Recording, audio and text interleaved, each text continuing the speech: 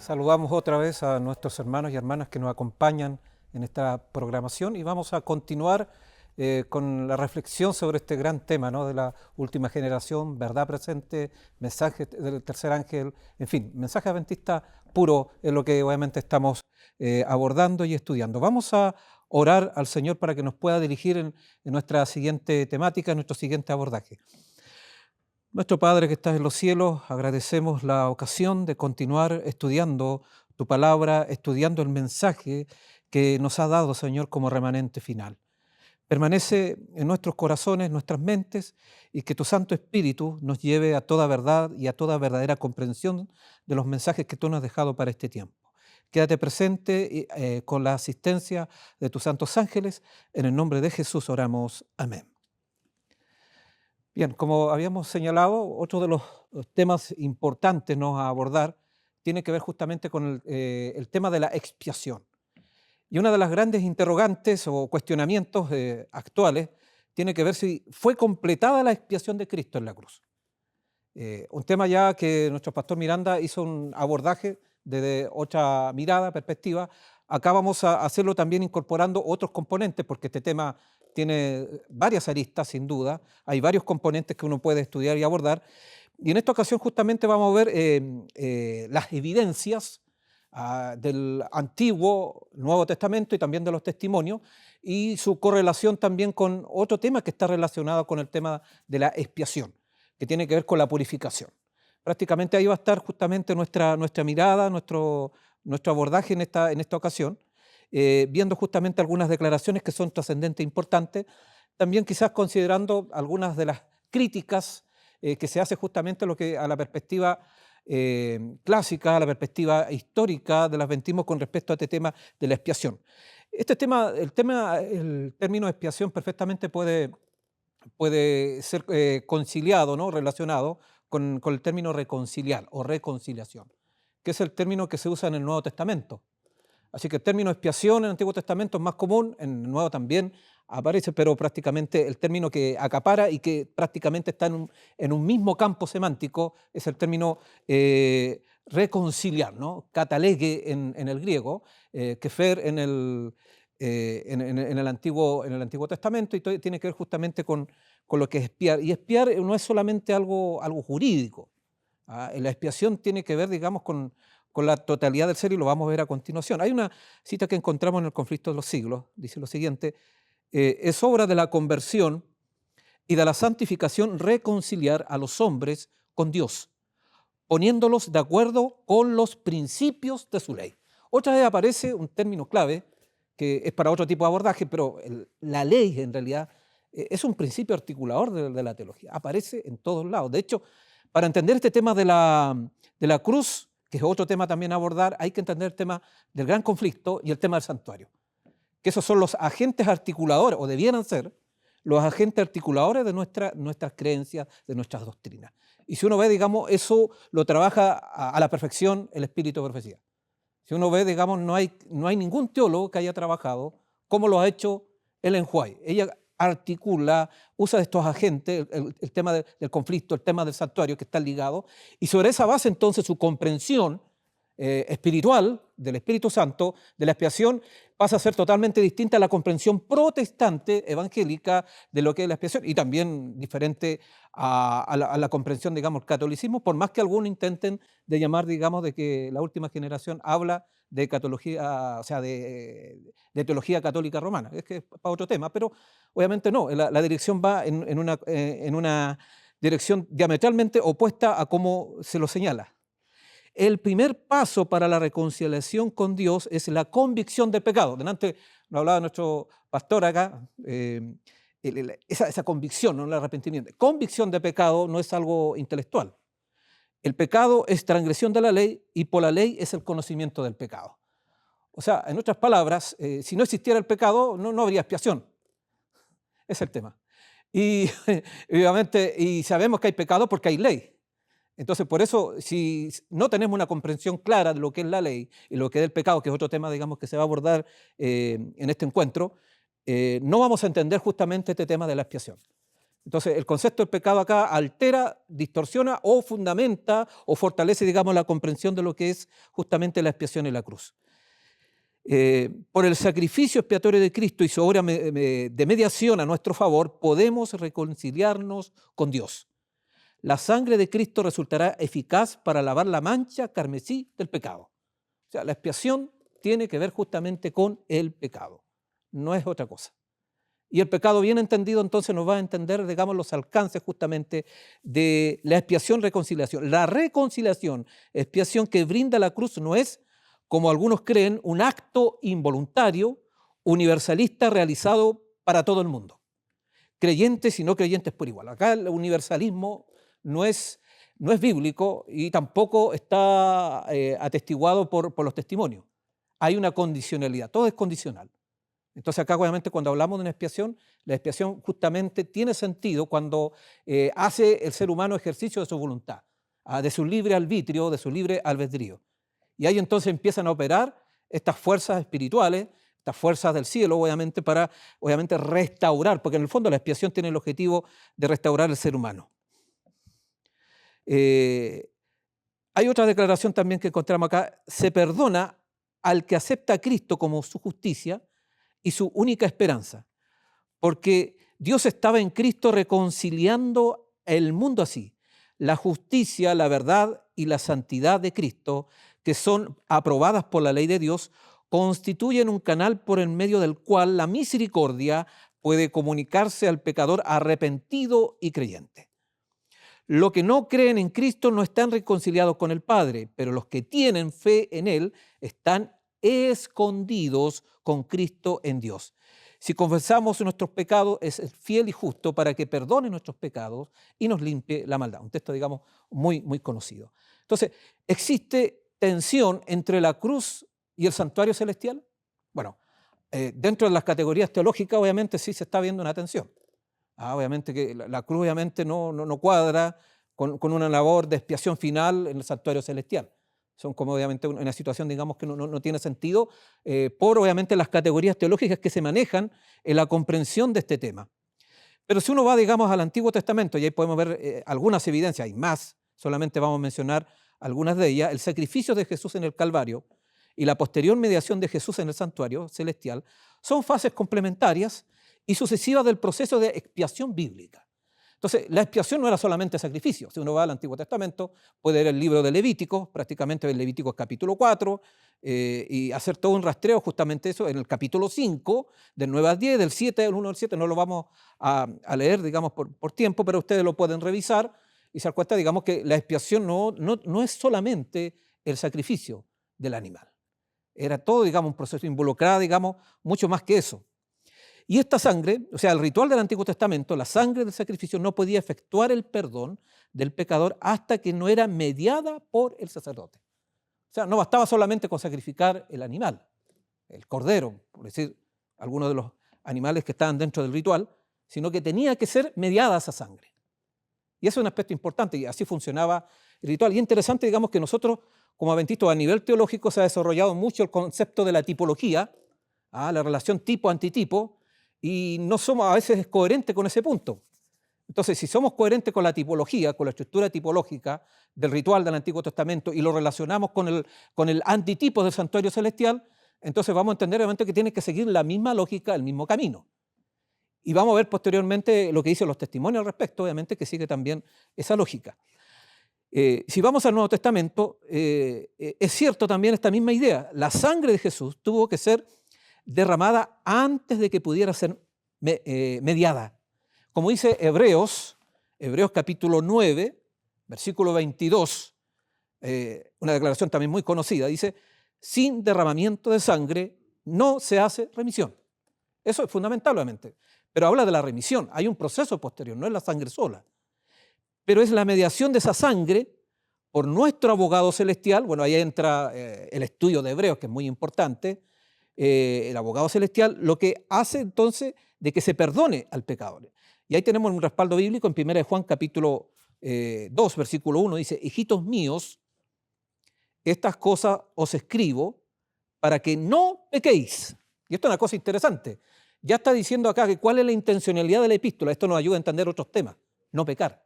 Es el tema del pecado el que está presente. Dice, para que no peques, no para que sigas pecando. El propósito entonces de la epístola no es naturalizar el pecado, apunta a la gracia preventiva, no preveniente, ¿no? Que es un concepto arminiano. No, la gracia preventiva ocurre cuando uno se arrepiente y el Espíritu Santo me habilita para no pecar. Eso es preventivo. No es antes de mi voluntad, es después de mi voluntad. Por eso es distinta a la concepción wesleyana, concepción arminiana. La perspectiva bíblica, y también lo vamos a ver en los testimonios, sigue esa misma línea. Si alguno hubiere pecado, dice, acá no dice todos han pecado, dice si alguno hubiera pecado. Interesante lo que dice. Dice, abogados tenemos para con el Padre a Jesucristo el justo. Entonces acá nosotros notamos de que hay una mediación de esa sangre. Y esa mediación tiene que ver justamente con ¿qué? Para evitar el pecado. Bueno, y si alguno peca, abogado, allá viene la mediación, ya viene la expiación, la restauración. Porque está ligado con eso. Entonces, de igual importancia es el hecho que la sangre de Jesús no es solo para el propósito de perdonar, por esencial que sea esa función, no está solamente restringido a ese punto. Tenemos algunas declaraciones también del Nuevo Testamento de algunos escritos paulinos. El primero de ellos, Efesios capítulo 1, versículo 7, dice, en quien tenemos redención por su sangre, el perdón de pecados según la riqueza de su gracia. En otra parte, en Colosenses 1:14 dice, en quien tenemos redención por su sangre, el perdón de los pecados. Entonces, en el Nuevo Testamento es claro que la sangre de Jesús también santifica al cristiano, y a eso lo podemos ver en Hebreos 10:29, dice, ¿cuánto mayor castigo pensáis que merecerá el que pisoteare al Hijo de Dios y tuviere por inmunda la sangre del pacto, la cual fue santificado e hiciere afrenta al Espíritu de gracia? O sea, acá está hablando claramente que la sangre de Cristo participa y es, digamos, la que favorece justamente y potencia lo que es la santificación. Pero esa santificación, obviamente, depende de la sangre, pero al mismo tiempo esa sangre necesita cumplir ese propósito. Y el propósito tiene que ver con lo que es la santificación. Va más allá, digamos, de la cruz, más allá del sacrificio. En otra parte, Hebreos capítulo 13, versículo 12 dice, por lo cual también Jesús, para santificar al pueblo mediante su propia sangre, padeció fuera de la puerta. Un texto bien interesante esto, ¿no? Entonces, ¿cómo santifica? La santificación obviamente está unida con gracias al sacrificio, santifica. Pero ese sacrificio tiene una finalidad mayor, tiene que ir a la santificación. Y la santificación obviamente está más allá del sacrificio mismo. Es la aplicación justamente de ese sacrificio. Y por eso entonces dice que padeció fuera de la puerta. Y ahí entra justamente otro punto, digamos, de estudio, ¿no? Que tiene que ver con la naturaleza humana de Cristo y sus implicancias también con la expiación. Y de hecho la hay. No lo vamos a abordar ahora ese tema, pero está, digamos, en estrecha relación. Otro pasaje más, Hebreos capítulo 13, versículos 20 al 21 dice, y el Dios de paz que resucitó de los muertos a nuestro Señor Jesucristo, el gran pastor de las ovejas, por la sangre del pacto eterno, os haga aptos en toda obra buena para que hagáis su voluntad, haciendo Él en vosotros lo que es agradable delante de Él por Jesucristo, al cual sea la gloria por los siglos de los siglos. Entonces, claramente acá la sangre tiene que obviamente ir a las obras. Es la sangre de Cristo entonces la que me permite tener buenas obras. De paso, en el pensamiento paulino existen dos tipos de obras, dos categorías de obras. Las obras de la ley, que son las obras de la carne, versus las buenas obras. Y el apóstol Pablo distingue eso en su epístola, es importante hacer eso. Las obras en sí no son malas. Y la expiación de Cristo obviamente tiene que ver con las buenas obras. Lo vamos a ver después en los nuevos testimonios. Entonces, la expiación de Cristo, si no se materializa, si no se refleja en buenas obras, no tiene sentido tampoco. Tiene que estar justamente, y acá el texto lo dice, para buenas obras, o para obra buena, para que hagáis entonces su voluntad. Ese es el objetivo, obviamente, de la sangre de Cristo. Sin esta obra de santificación, con la ayuda del Espíritu Santo, entonces la cruz no sirve de nada. Bueno, hay algún asidero, y ahora vamos a ir a los testimonios. Hay algún asidero de esto en los testimonios. Ya hemos visto que la Escritura claramente relaciona que el sacrificio tiene una finalidad mayor, y está relacionado justamente con la mediación de Cristo en el santuario. Bueno, y el libro de Hebreo lo expresa, digamos, con claridad, y otras epístolas paulinas también justamente nos entregan esa misma idea. Veamos los testimonios, ¿no? La evidencia de los testimonios. Dice, el Espíritu iba a ser dado como agente regenerador. Sin esto, el sacrificio de Cristo había sido inútil. Una declaración para algunos, digamos, demasiado fuerte, pero esto es claro. Dice, el poder del mal se había estado fortaleciendo durante siglos y la sumisión de los hombres a este cautiverio satánico era asombrosa. El pecado podía ser resistido y vencido únicamente por la poderosa intervención de la tercera persona de la divinidad, que iba a venir no con energía modificada, sino con la plenitud del poder divino. El Espíritu es el que hace eficaz lo que ha sido realizado por el Redentor del mundo. Por el Espíritu es purificado el corazón. Por el Espíritu llega a ser el creyente partícipe de la naturaleza divina. Cristo ha dado su Espíritu como poder divino para vencer todas las tendencias al mal, hereditarias y cultivadas, y para grabar su propio carácter en su iglesia. Ese es el objetivo de la expiación. Y hay otro componente que sí se ignora. Bueno, de hecho, la misma teología adventista contemporánea ha reconocido que somos muy débiles en la neumatología. Neumatología tiene que ver con el estudio del Espíritu Santo. Hay muy poco estudio. De hecho, se han hecho algunos simposios últimos, y creo que hay 2 libros, en Latinoamérica se hicieron 2, acá no he visto todavía uno directo, pero se han hecho 2, pero aún así no hay esta conexión. Hay una deficiencia en este punto. Entonces, el Espíritu Santo es muy importante para el tema de la expiación. Es muy importante, no es solamente lo que Cristo está realizando y que es fundamental en el lugar santísimo, sino también la obra que el Espíritu Santo está haciendo acá en la tierra. Entonces, ese elemento no debemos olvidar. Por eso entonces la expiación pasa a ser algo concreto, y por eso la expiación no es que la teología de la última generación la aterrice en la tierra. Es el propio testimonio de la Escritura, los testimonios mismos indican claramente que es el Espíritu Santo el que, digamos, trae a la tierra esta labor para hacerla concreta en nuestras vidas. Por eso dice justamente que tiene que ver justamente otra vez con el tema del pecado, ¿no? Vencer el pecado, purificar el corazón.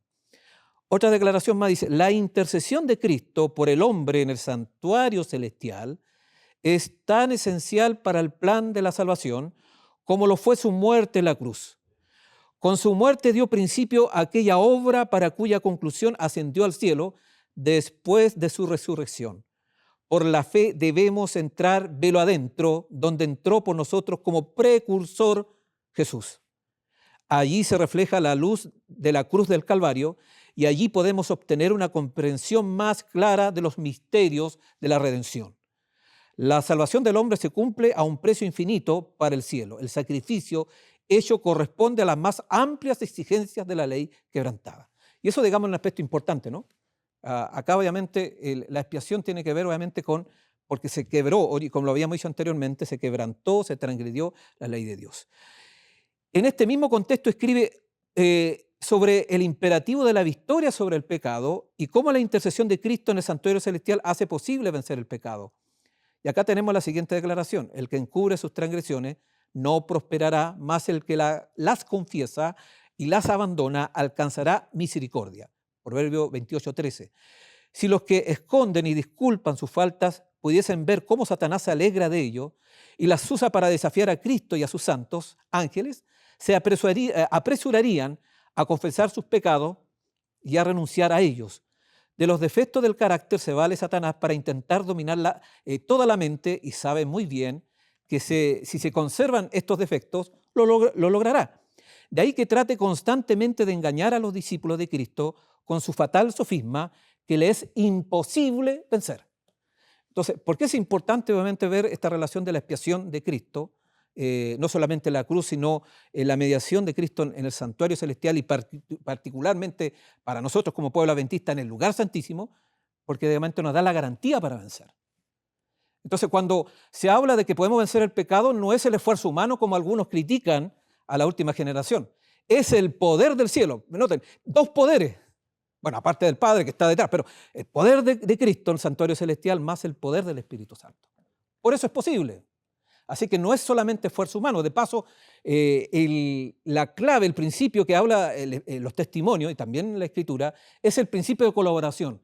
El esfuerzo humano más el poder divino. Ahí está. No es esfuerzo solo. Entonces, ahí donde prácticamente creo que es poco meticuloso las críticas que se hacen a la última generación, porque hablan justamente de la voluntad humana sola, del esfuerzo humano. No, eso no lo va a encontrar, esa no es la posición de la última generación. La posición es, digamos, el poder de Dios, el poder de Cristo, la labor del Espíritu Santo, la intercesión del Espíritu Santo acá en la tierra, la que logra justamente ese punto. Ahora, hay algunos también que dicen, bueno, pero Ellen White en algunas partes dice de que la expiación está hablando solamente de la cruz. Entonces, claro, y hay algunos textos que dan justamente esa idea de que Ellen White estuviera restringiendo el concepto o acotándolo solamente al plano de la cruz o al plano del Calvario. Pero es aquí un aspecto importante que tiene que ver con un principio hermenéutico, que lo podemos aplicar perfectamente justamente acá a los testimonios, que tiene que ver justamente que una palabra tiene más de un significado. Eso es clave, eso se llama acepción, ¿no? Tiene más de una acepción. Y eso funciona prácticamente en todos los idiomas. Y eso lo encontramos también en la Biblia. El mismo apóstol Pablo, cuando habla de ley, para Pablo ley tiene más de una acepción. No es solamente la Torá. No es solamente los mandamientos de Dios, también la ley la relaciona con la ley del pecado. Entonces hay que tener, y las obras también tienen una semántica fluida. Así como el símbolo es fluido, el lenguaje es fluido, y entonces por las limitaciones lingüísticas, obviamente una palabra tiene más de un significado. ¿Y los testimonios estarán ajenos a esa realidad lingüística? No, no están ajenos. Ellen White también, obviamente, hay palabras que tienen más de un significado. Ejemplo, el término naturaleza tiene más de un significado. Y el término expiación también tiene más de un significado. O sea, no está restringido a un concepto relacionado, expiación sinónimo cruz. No, eso es una acepción de las tantas. Vamos a ver esa primera acepción. Ejemplo, dice, nuestro gran sumo sacerdote completó la ofrenda de sacrificio de sí mismo cuando sufrió fuera de la puerta. Entonces se hizo una expiación perfecta por los pecados del pueblo. Ahí está haciendo referencia a la cruz. Entonces relaciona expiación igual cruz. En otra declaración de la Review dice, todos los que creen que Cristo es el sacrificio expiatorio pueden venir y recibir el perdón de sus pecados porque el mérito de Cristo se ha abierto a la comunicación entre Dios y hombre. El contexto también es de la cruz y usa expiación en ese sentido, con esa acepción como sinónimo, digamos, de sacrificio en la cruz. Otra declaración más dice, nuestro gran sumo sacerdote ha hecho el único sacrificio que tiene algún valor en nuestra salvación. Cuando se ofreció a sí mismo en la cruz, se hizo una expiación perfecta por los pecados del pueblo. Ahí también tiene una connotación centrada obviamente en la cruz y da la idea entonces de que, bueno, eso es todo. Ya. Entonces la teología de la última generación está hablando de más porque Ellen White está diciendo lo contrario. Ellen White acota el término y lo coloca, digamos, dentro del contexto de la cruz, dentro del contexto del Calvario. Pero eso es, digamos, desconocer realmente cómo Ellen White usa en todos sus escritos ese término.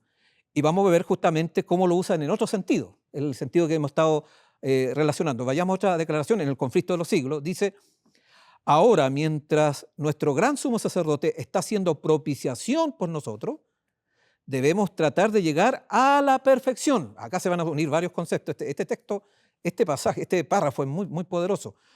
Con pecado uno podría decir sin pecado. Después lo vamos a ver, digamos, ese tema, ¿no? Perfección con pecado, sin pecado. Bueno, el White no trabaja con esas categorías. Pero obviamente los teólogos contemporáneos usan eso en Cristo. Nuestro Salvador no pudo ser inducido a ceder a la tentación ni siquiera en pensamiento. Satanás encuentra en los corazones humanos algún asidero en que hacerse firme. Es tal vez algún deseo pecaminoso que se acaricia por medio del cual la tentación se fortalece. Pero Cristo declaró al hablar de sí mismo, viene el príncipe de este mundo, mas no tiene nada en mí. Juan 14:30. Satanás no pudo encontrar nada en el Hijo de Dios que le permitiese ganar la victoria. Cristo guardó los mandamientos de Dios, de su Padre, y no hubo en él ningún pecado de que Satanás pudiese sacar ventaja. Esta es la condición en que deben encontrarse los que han de subsistir en el tiempo de angustia. Entonces acá claramente tenemos que el concepto de la expiación está haciendo referencia justamente a la mediación de Cristo y particularmente a la perfección. Noten que acá ya Ellen White va más allá y conecta, digamos, la expiación con la perfección, con vencer el pecado, con una condición de obediencia sin pecado. O sea, esos elementos ya están justamente acá presentes. Otra declaración. Ahora Cristo está en el santuario celestial. ¿Y qué está haciendo? Haciendo expiación por nosotros, limpiando el santuario de los pecados del pueblo. Entonces debemos entrar por fe en el santuario con Él. Debemos comenzar la obra del santuario de nuestras almas. Debemos limpiarnos de toda contaminación. Debemos limpiarnos de toda contaminación de carne y de espíritu, perfeccionando la santidad en el temor de Dios. Claramente acá la expiación ahora ya la lleva justamente a la labor intercesora de Cristo en el santuario celestial y de manera particular al lugar santísimo. Y noten que eso entonces va a permitir la perfección de los santos del tiempo del fin. O sea, justamente sin esa expiación es imposible que se logre la perfección de la última generación. Pero es la perfección que Cristo hace en la última generación, no es el tributo de la última generación propia a Cristo. Eso no dice acá. Es la labor de Cristo. Entonces, los méritos son de Cristo, pero obviamente está el factor humano de que tiene que colocarse en el lugar correcto, tiene que tomar decisiones para que Dios pueda obrar de esa manera. Otra declaración más. Dice, Jesús, nuestro abogado, está intercediendo ante el Padre de su trono en nuestro beneficio y también está intercediendo con el pecador diciendo, volveos, ¿por qué moriréis? Bueno, haciendo una referencia a Ezequiel 31:11. Dice, ¿no está continuando siempre su gran obra de expiación por medio de la obra del Espíritu Santo en cada corazón? Miren la relación extraordinaria ahí. La expiación de Cristo entonces pasa ¿por quién? Por la obra del Espíritu Santo. Entonces, cuando hablamos de la expiación final, cuando hablamos de la expiación mediada de Cristo en el santuario celestial, más allá de la cruz, estamos hablando justamente de la labor que le corresponde hacer el Espíritu Santo. Cuando nosotros quitamos la obra expiatoria después de la cruz, estamos dejando sin trabajo al Espíritu Santo. Lo estamos despidiendo. Eso es lo que estamos haciendo. Porque esa es su labor principal. Entonces, lamentablemente hay muchos que han despedido al Espíritu Santo de sus vidas. Y mientras sigamos haciendo eso, no se puede operar, como hablaba antes nuestro pastor, no se puede operar la transformación del corazón, no vamos a tener la justicia no solamente imputada, sino tampoco vamos a tener la impartida, menos. No vamos a tener ni el derecho al cielo, ni la idoneidad para el cielo. Así de simple. Por eso es importante entonces no sacar, no cortar, no cercenar la expiación final. Porque entonces vamos a dejar inoperativo la labor que el Espíritu Santo está dispuesto a hacer por cada uno de nosotros. Se presentó delante del profeta la escena de acusación de Satanás. Él dice, me mostró el sumo sacerdote, el cual estaba delante del ángel de Jehová y Satanás estaba a su mano derecha para acusarle. Jesús es nuestro gran sumo sacerdote en los cielos. ¿Y qué está haciendo? Está efectuando una obra de intercesión y expiación en favor de sus hijos que creen en Él. Por medio de la justicia imputada de Cristo, los miembros de su pueblo son aceptados por Dios como personas que confiesan ante el mundo que pertenecen a Dios guardando todos sus mandamientos. Otra vez aparece la ley de Dios. O sea, no hay expiación sin guardar todos los mandamientos de Dios. Por eso el texto profético de Apocalipsis capítulo 12, versículo 17 y Apocalipsis 14:12 dice, los que guardan los mandamientos de Dios tienen el testimonio de Jesús, y en el 14:12 guardan los mandamientos de Dios y tienen la fe de Jesús. Está claramente delineado justamente con este tema de la expiación. Entonces, el mensaje de los tres ángeles obviamente implica justamente estos elementos. Sacar la expiación final es debilitar justamente el propósito del mensaje del Evangelio eterno. El Evangelio eterno justamente tiene que ver con la expiación final, tiene que ver porque atenta justamente ¿con qué? Contra el pecado de nuestros corazones. Dios quiere hacer esa obra justamente en nosotros. Más adelante encontramos otro elemento, dice, otra declaración, luego entró en el lugar santísimo para hacer expiación por los pecados del pueblo y limpiar el santuario. Su obra como sumo sacerdote completa el plan divino de redención al hacer la expiación final por el pecado. Cristo ha sido manifestado en carne, su sangre ha sido derramada, el sacrificio perfecto por los pecados del mundo. Y ahora nuestro mediador está delante del propiciatorio haciendo expiación por su pueblo. O sea, las declaraciones, hay muchas más, pero las declaraciones son categóricas. O sea, claramente el enjuague no limita la expiación a la cruz, si bien lo aplica también, pero ella extiende y ve obviamente que la expiación es un proceso más largo, y digamos, en correlación con lo que pasaba en el Antiguo Testamento con el ritual de santuario. O sea, prácticamente hay una correspondencia, pero ya no una escala limitada, sino una escala mayor sin duda. Ahora, es interesante, digamos, de que dentro de la teología contemporánea adventista, por las categorías evangélicas, porque las categorías evangélicas no hay que olvidar, detrás está la filosofía griega. Aceptar y prácticamente, acríticamente, todo el pensamiento protestante evangélico es obviamente aceptar las presuposiciones dualistas que tiene, digamos, el protestantismo. De hecho, no debemos olvidar que el protestantismo cree en la inmortalidad del alma. Y es un aspecto importante que tiene serias implicancias para entender estos temas. Entonces nosotros como pueblo adventista, y es interesante que aún los críticos de la última generación tampoco creen en la inmortalidad del alma, en eso estamos de acuerdo. Pero ¿cuál es el problema? La coherencia con respecto a ese tema. Si somos coherentes, no vamos a aceptar obviamente una limitación centrada en la cruz, solamente en la expiación. Porque va mucho más allá, porque obviamente la expiación tiene que ver, digamos, con el ser entero, y el alma no es inmortal de partida, no está separada del cuerpo, no hay una dicotomía, no hay una separación, y eso entonces, esa concepción protestante impide poder entonces tener una comprensión mayor de lo que implica un concepto interesante que lo vamos a desarrollar después, el carácter.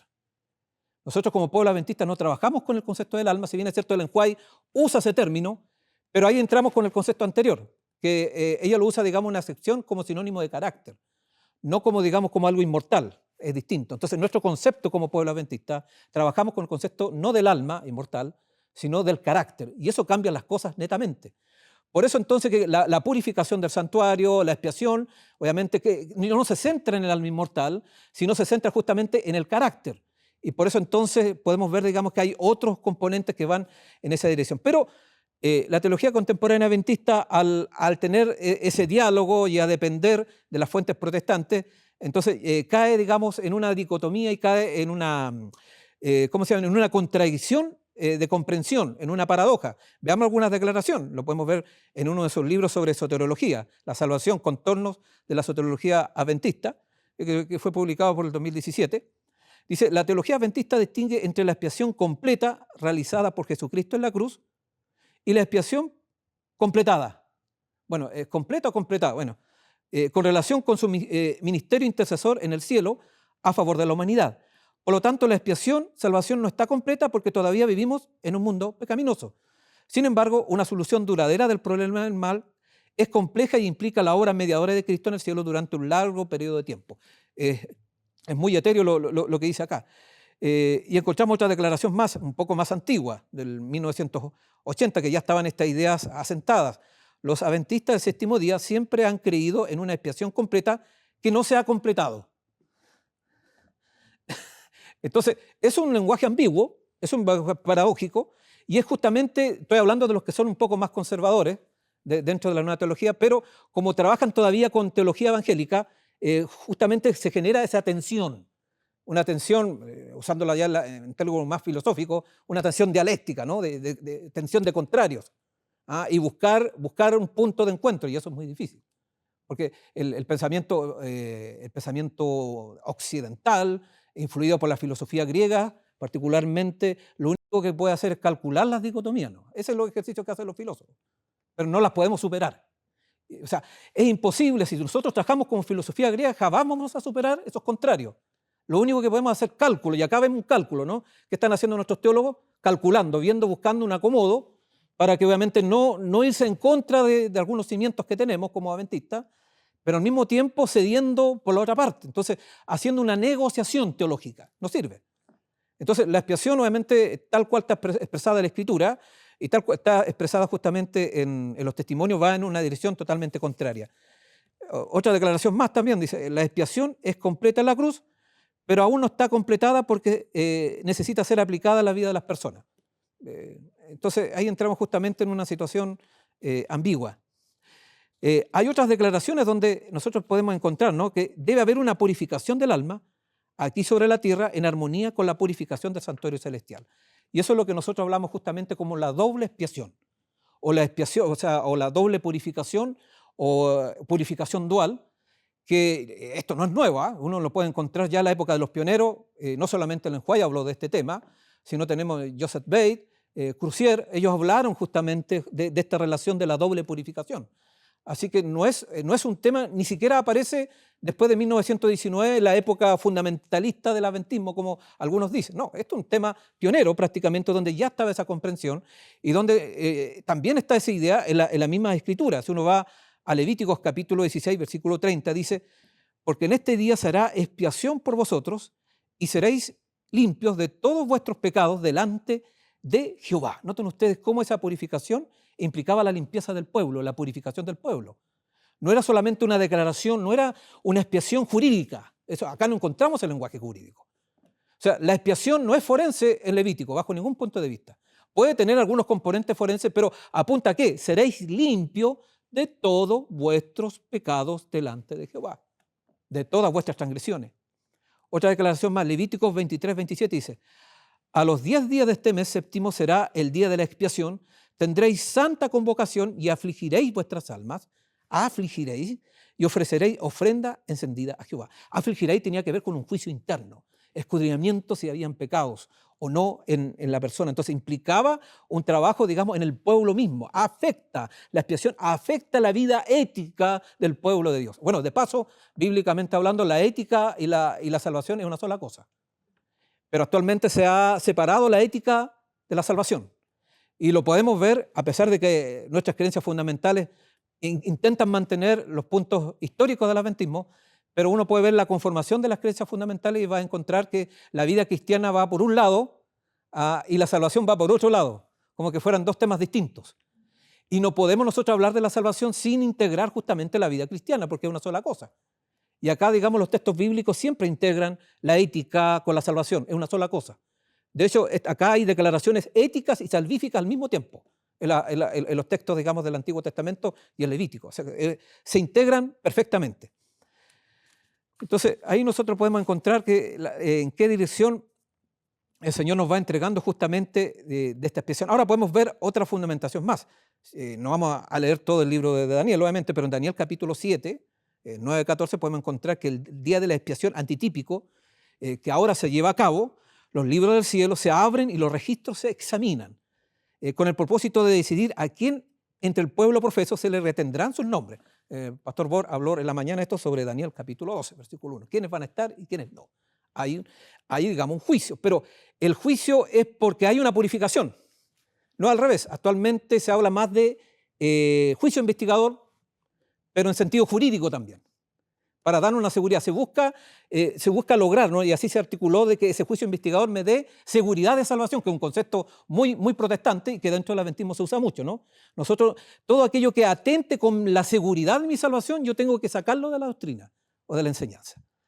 Entonces, el juicio investigador, sí, la purificación me da esa seguridad, pero cuando incorporo la purificación ya no estoy tan seguro como antes. Empiezo a dudar. ¿Por qué? Porque me invita justamente a abandonar el pecado. Ese es el tema. Y a no sentir, digamos, una concepción de una justicia forense, una justicia legal. Y eso lo podemos ver claramente también en el libro de Apocalipsis. Y eso hay una cita bien interesante, entre otras. Podemos ver Apocalipsis capítulo 3, versículo 5. Dice: el que venciere será vestido de vestiduras blancas y no borraré su nombre del libro de la vida. Y confesaré su nombre delante de mi Padre y delante de sus ángeles. Apocalipsis 3:5. Entonces, el que venciere. ¿Cuál es la condición entonces para salir no hallado falto en el juicio investigador? ¿Tener una confianza forense en lo que Cristo está realizando judicialmente? No. Acá dice claramente: debe vencer el pecado. Así que ahí tenemos otra evidencia más, muy clara. O sea, ¿y eso cómo es posible? Gracias a la expiación final de Cristo. No solamente lo que Cristo hizo en la cruz. Lo que hizo en la cruz, digamos, da garantías. Obviamente, es fundamental. Es crucial, fundamental, pero esa obra tiene que ser aplicada por el Espíritu Santo y por la obra de Cristo, digamos, en nuestra vida. Por eso, el que venciere será vestido de vestiduras blancas y no borraré. O sea, por eso, si nosotros le estamos diciendo al pueblo de que inevitablemente vamos a seguir pecando hasta cuando Cristo venga, nos vamos en contra de la declaración bíblica. Porque no es un vencer forense acá, el vencer tiene que ver con el pecado concreto. Hay otro texto que está relacionado con el mensaje de la Odisea que es muy similar, Apocalipsis 3:21, ¿no? También habla justamente al que vence, ¿no? Así como yo, dice, he vencido. Y ahí coloca entonces la victoria de Cristo, en su manera de Cristo, entonces pasa a ser ejemplo para la iglesia de la Odisea que está en una circunstancia de tibieza espiritual. Entonces, ¿cómo podemos vencer la tibieza espiritual? No con teología protestante, sin duda. No se puede vencer, imposible. Nos da de una falsa, y ya lo hemos visto, digamos, de una falsa seguridad.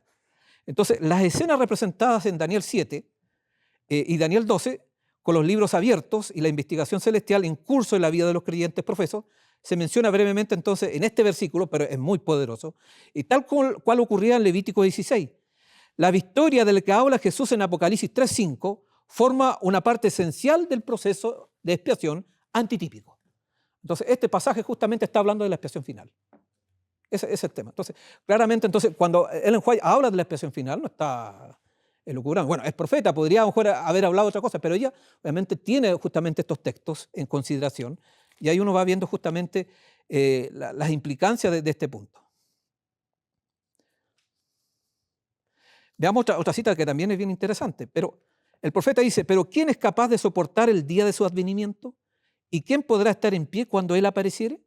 Porque será como el fuego del acrisolador, como el jabón de los bataneros, pues se sentará como acrisolador y purificador de la plata, y purificará a los hijos de Leví y los afinará como oro y la plata para que presenten a Jehová ofrendas en justicia. Malaquías 3, 2 y 3.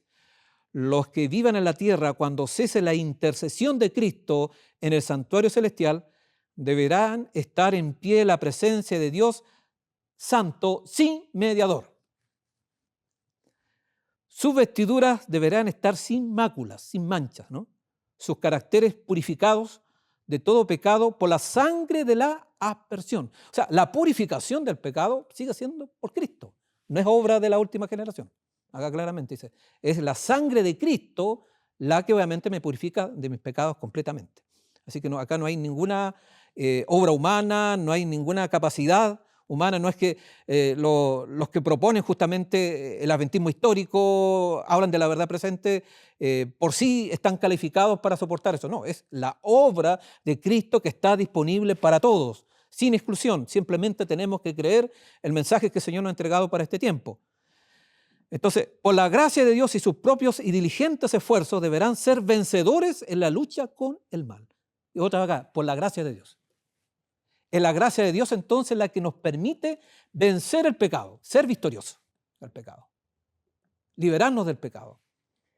Y esa es la esperanza, ¿no? O sea, el mensaje de lo que se llama actualmente última generación es un mensaje de esperanza. Es la verdadera esperanza, es la esperanza de que he aquí el Cordero de Dios que quita el pecado del mundo.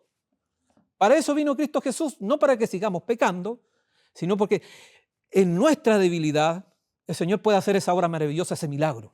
Y tal como dice Ellen White en otra parte, en otra porción, así como Él fue capaz de liberar al hombre de enfermedades congénitas, ¿no? de enfermedades propias de la naturaleza humana, ¿cuánto más nos puede liberar de los pecados? Porque si Él se fue contra toda la naturaleza y hacer esos milagros, porque esos milagros fueron contra de aquellas cosas que nosotros no podemos solucionar, que tiene que ver con nuestra carne, más todavía, digamos, con respecto al carácter. Entonces, acá viene una declaración trascendente, dice, mientras se prosigue el juicio investigador en el cielo, mientras que los pecados de los creyentes arrepentidos son quitados del santuario, debe llevarse a cabo una obra especial de purificación, de liberación del pecado entre el pueblo de Dios en la tierra. Esta obra está presentada con mayor claridad en los mensajes del capítulo 14 de Apocalipsis. Entonces, hablar del mensaje, dice acá, de los tres ángeles, y descartar este punto de la doble purificación es no hablar del mensaje verdadero de los tres ángeles. Acá está claramente expresado. Entonces, hay una purificación acá en la tierra del pueblo de Dios. Y el Señor, bueno, hay otra declaración clara, ¿no? Alguien dijo alguna vez, ¿no? Atrás, uno de los referentes de la teología de la última generación, la purificación del santuario celestial de nuestros pecados depende de la purificación del pueblo de Dios acá en la tierra. Y no porque nosotros seamos importantes, sino porque el Señor está purificando a su pueblo. Entonces, obviamente depende, digamos, de que obviamente esa purificación sea efectiva, tiene que ocurrir algo real en nuestra vida. La purificación no es algo simbólico, es algo concreto, porque nuestra vida es concreta, vivimos en el espacio y en el tiempo, y en el espacio y en el tiempo Dios opera, y el Espíritu opera, acá en la tierra de manera concreta, en nuestro carácter, no en nuestra alma, en nuestro carácter. porque nosotros tenemos carácter. El alma es un concepto, digamos, estamos hablando, Ellen White usa alma, pero en otro sentido, en el sentido del carácter. Pero tal cual, digamos, se habla de alma en el sentido popular o en el sentido occidental, no es así, digamos, lo que Dios desea de cada uno de nosotros. Otra declaración más, en relación con la expiación y la obra del Espíritu Santo. No somos capaces de salvarnos sin la ayuda del poder divino. El Señor no hará lo que nosotros podemos hacer mediante la colaboración voluntaria y sincera. En lo que respecta a nuestra salvación, dependemos totalmente de Dios, obviamente. Pero Dios necesita también de que nosotros colaboremos con Él. Tanto el querer como el hacer, el Espíritu de Dios no hará lo que nos toca a nosotros. Hemos de cumplir nuestra parte cooperando con los agentes divinos. Es lo que hablamos anteriormente de un principio que no se trabaja en principio de colaboración. No es que el Señor haga todo y nosotros nada, no. Nosotros tenemos que colaborar. No es que nosotros tengamos mérito, los méritos son de Cristo, porque nosotros no tenemos el poder. Dice, ahora bien, somos valiosos si el alma, el cuerpo y el Espíritu Santo están preparados para cooperar con el poder divino. Aunque no podamos hacer nada sin Dios, el Señor tampoco haría nada sin contar con el canal humano para comunicar la verdad.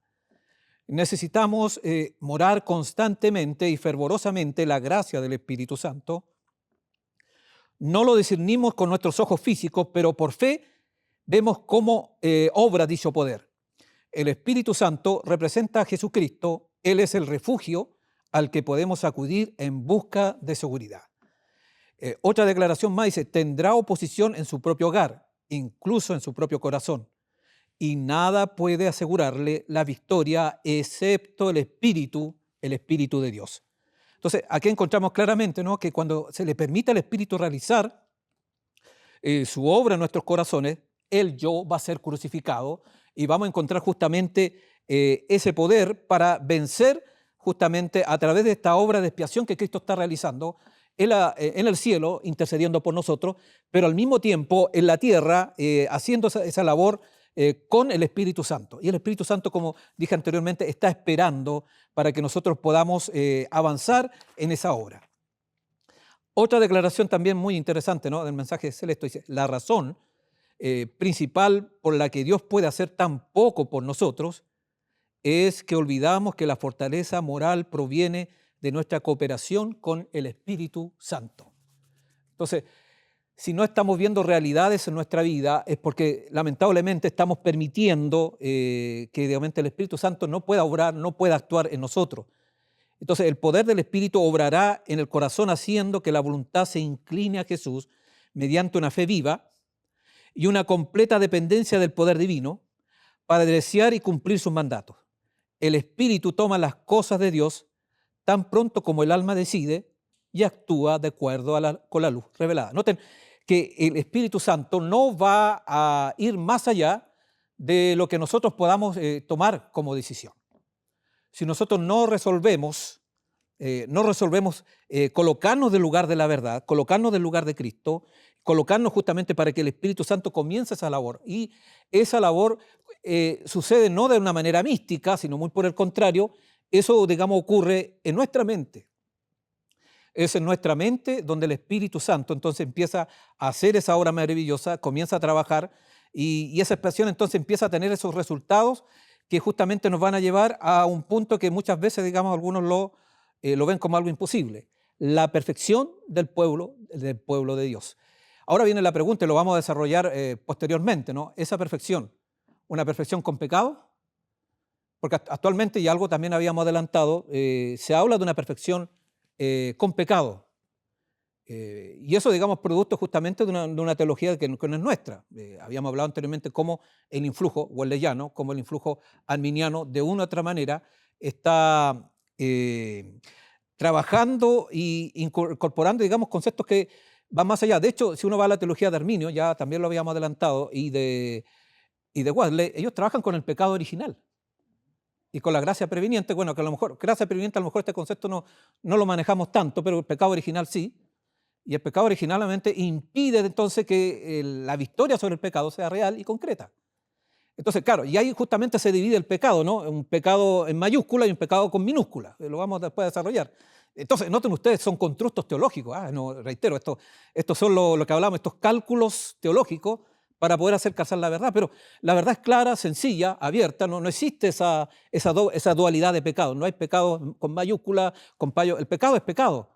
Lo vamos posteriormente. No existe eso. Y la perfección, tampoco existe una perfección, digamos, con pecado, porque la perfección también se va a desarrollar posteriormente. La perfección está en directa relación con el pecado. O sea, si estamos en pecado no puede haber perfección. La perfección no tiene que ver con un concepto aristotélico. Bueno, algunos también acusan justamente de ese punto, ¿no? No tiene nada que ver. El concepto aristotélico de partida trabaja con conceptos atemporales, trabaja con conceptos arraigados, lo que es la inmortalidad del alma, y la última generación no cree en la inmortalidad del alma, y los adventistas nunca han creído en eso. Así que cuando hablamos de perfección y que esa expiación va a lograr esa perfección, es imposible, no estamos haciendo teología aristotélica. Bueno, son las nuevas concepciones, ¿no? Son nuevas críticas que hacen. Yo cuando veo eso, ¿de dónde sacaron aristotélico? ¿Sabes lo que obviamente las categorías que trabaja Aristóteles van en una dirección diametralmente opuesta? Y él tampoco es una persona creyente, él trabaja con un concepto netamente filosófico, con la superación humana, va en otro nivel. Entonces, la perfección no tiene que ver con superación de partida. No es la superación de un grupo privilegiado la que va a lograr justamente eso. Entonces, la expiación final no tiene ese objetivo. La expiación, digamos, tiene el objetivo justamente que la expiación final de capacitar, de habilitar al pueblo del tiempo del fin, para que entonces pueda cumplirse la promesa del Señor para este tiempo, cumplir la labor de Cristo Jesús, esa labor que ya estaba declarada en Daniel capítulo 9, porque cuando Juan dijo, he aquí el Cordero que quita el pecado del mundo, no es que algo nuevo, ya Daniel había hablado de que esa era uno de los labores que iba a tener Cristo en el fin del tiempo. El asunto de quitar el pecado.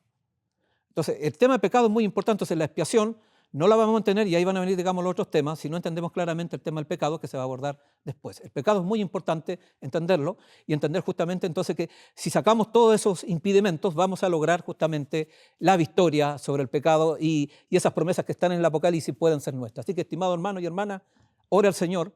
No hay ninguna causa que no pueda ser solucionada. Cualquier situación, el Señor nos puede restaurar, el Señor nos puede levantar. Si hemos pecado, podemos arrepentirnos, y el arrepentimiento nos puede llevar justamente a esa victoria y esa restauración. Así que hay esperanza. Eso es lo que queremos comunicar. Este proyecto y este simposio tiene ese objetivo: traer esperanza, no angustia, sino esperanza y grandes posibilidades que encontramos en Cristo Jesús. Así que bendición a cada uno de ustedes. Sigan en nuestra programación atendiendo a los temas que vienen más adelante, y anotando, estudiando y orando al Señor para que estos mensajes puedan calar profundamente en nuestros corazones. Y eso es lo que uno quiere, lo que uno desea, y por eso se está realizando este gran esfuerzo para que se cumpla este propósito. Así que muchas bendiciones, así que no se despeguen de la transmisión, sigan atentos, digamos, a los siguientes temas que ya se han preparado.